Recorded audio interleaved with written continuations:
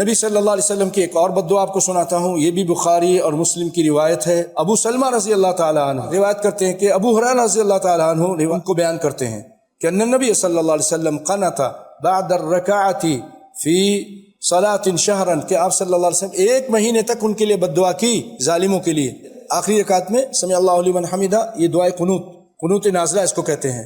تو کیا کہتے ہیں؟ اللہم انجی ولید ابن الولید، اللہم نجی سلمہ ابن الہشام، اللہم نجی عیاش ابن ابی ربیعہ، اللہم نجی المستضعفین من المؤمنین، یا اللہ ان لوگوں کو نجات عطا کر، کمزور مسلمانوں کو۔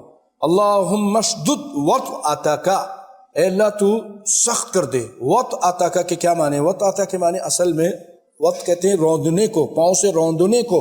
اس کا صحیح معنی اللہم خذہم اخذ عزیز مقتدر، یا اللہ ان کو پکڑ لے جیسے ایک غالب عزیز اللہ پکڑتا ہے، جو مقتدر ہوتا ہے۔ کیسے پکڑتا ہے اللہ تعالیٰ کسی ظالم کو؟ اللہ اس طرح پکڑ لے ان کو۔ وطأتک علی مضر، قبیلہ مضر تھا جنہوں نے مسلمانوں پر ظلم کیا تھا، آپ نے ان کے لیے بددعا کی۔ اللہم اجعلها علیہم سنین کسنی یوسف، اے اللہ ان کے اوپر قحط ڈال دے جیسے یوسف علیہ السلام کی قوم پہ قحط آیا تھا نا۔